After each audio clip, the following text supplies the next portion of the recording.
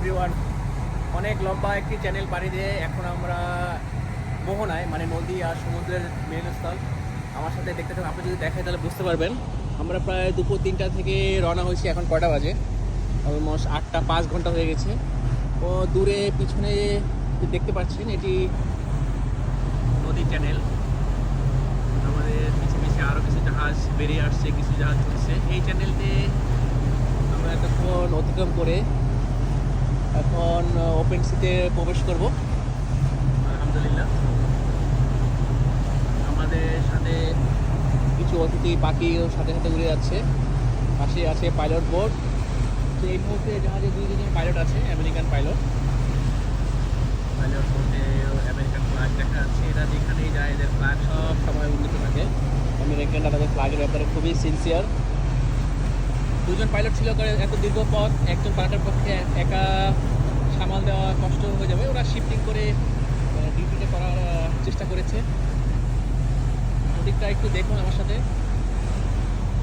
Zoom করে দেখালে একটু ক্লিয়ার বোঝা যাবে। এদিকে ওপেন সি, অনেক জাহাজ দেখা যাচ্ছে।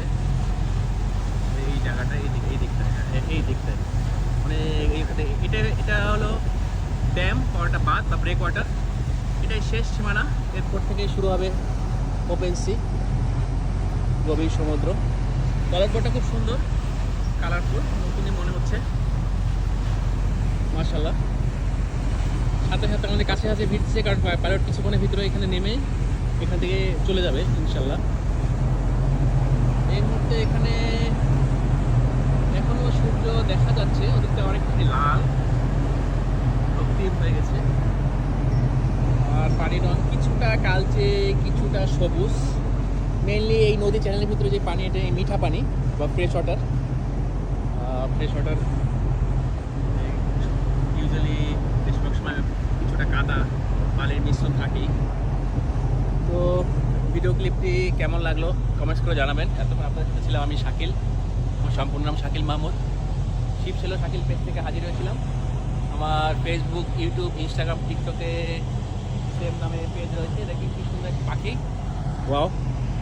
পাইলট বোটের সাথে এই পাখিকে ক্যামেরা বন্দি করা খুবই কঠিন। এত দ্রুত উড়ে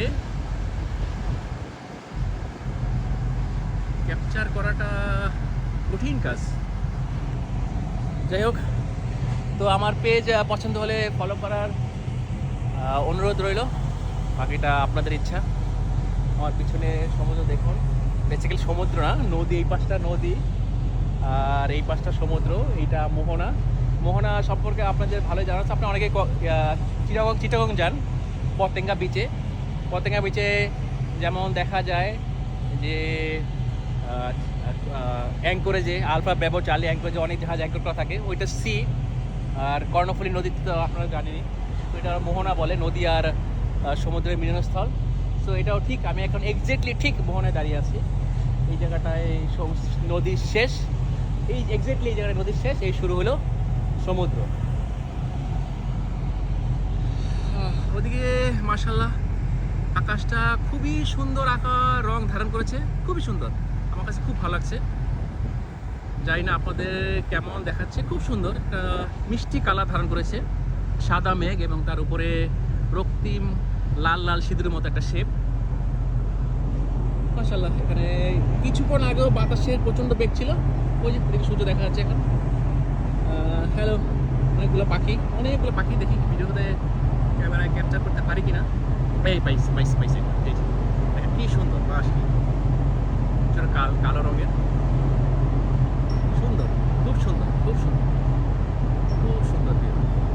সামনাসামনি দেখলে আপনারা আরও অনেক বেশি উপভোগ করতে পারতেন। মুখে অনেক সময় এক্সপ্লেন করা একটু কষ্ট হয়ে যায়। আর আমি বাংলাতে খুব একটা এক্সপার্ট না, আমার বাংলা প্রায় আটকায় যায়। মানে বচনভঙ্গি হয়তো আপনাদের পছন্দ হবে না। যাই হোক, আমি তারপরও যতটুকু পারি আমার দৈনন্দিন অভিজ্ঞতা, প্রতিদিন কী কী দেখি, কোথায় যাই, কী নতুন দেশ এক্সপ্লোর করি, কোন বন্দরে যাই, সমুদ্র আজকে কেমন, আকাশ কেমন, বাতাস কেমন, কালার কেমন, পাখি, পানি, এই নিয়ে আছি। এগুলো দেখানোর চেষ্টা করি। মোটামুটি ভালোই সময় কাটে। আপনারা অনেকে কমেন্টস করে আমাকে উৎসাহিত করেন, আমার আরও ভালো লাগে। কমেন্টসে রিপ্লাই দিই। তো কাজের ফাঁকে ফাঁকে যখনই সময় পাই টুকটাক ফটোগ্রাফি এবং ভিডিওগ্রাফি করার চেষ্টা করি। এই দেখেন আমাদের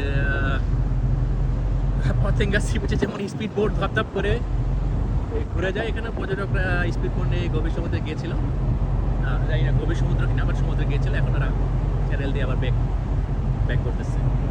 সুন্দর, বিকালটা খুবই সুন্দর। কিছুক্ষণ পরেই সূর্য ডুবে যাবে, বাট এই মুহূর্তে আবহাওয়াটা চমৎকার লাগছে আমার কাছে। একটু উপভোগ করে নিন পাইলট বোট। অন্তহীন সমুদ্রে অলরেডি প্রবেশ করেছি। তো উপরটা একটু দেখিয়ে নিই, যেহেতু আমরা আমেরিকা থেকে লিভ করছি, এখনও ব্রিজ উইংয়ে আমেরিকার পতাকায় টাঙানো আছে। তো এই যে দেখতে পাচ্ছেন, এটা নিয়ম, যখন জাহাজ যে দেশে যায় ওই দেশের পতাকা সবচেয়ে উপরে থাকে। পোর্ট স্টেট বা ওই দেশের লোকাল দেশের পতাকা ওড়ানোর নিয়ম। আর আমাদের জাহাজের পিছনে যে পতাকা দেখতে পাচ্ছেন, যে পানামা, আমাদের পোর্ট অফ দেশ পানামা নামে আমাদের জাহাজ রেজিস্ট্রি করা, এই পতাকা সবসময় পিছনে থাকে। ওয়াও, মাশাআল্লাহ, কতগুলো পাখি দেখেন, এক ঝাঁক পাখি একসাথে, খুবই সুন্দর মাশাআল্লাহ, অনেকগুলো পাখি একসাথে আসছে। দেখেন দেখেন দেখেন দেখেন, সুন্দর না? এই দেখেন এক সিরিয়ালে এগিয়ে যাচ্ছে, দেখেন সুন্দর। ওই বাতাস বেশ অনেক বাতাস।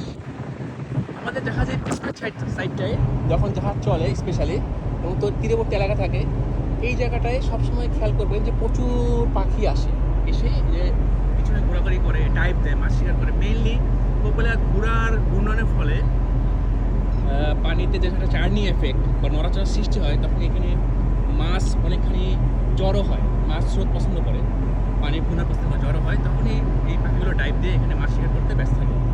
দুনিয়াতে সবাই যার যার রিজিকের প্রতি মনোযোগী, কে কীভাবে সার্ভাইভ করবে, কীভাবে খাবার সংগ্রহ করবে, এই নিয়ে ব্যস্ত। এই বুঝ সবারই আছে, মাশাআল্লাহ। তো ঠিক আছে, ভিডিওটি লম্বাচড় হয়ে গেল, যাই না কেমন লাগলো ভিডিওটি কমেন্টস করে জানাবেন। আপাতত বিদায় নিচ্ছি, আল্লাহ হাফিজ। আমার জন্য দোয়া করবেন, আপনার জন্য দোয়া শুভকামনা রইল। আসসালামু আলাইকুম।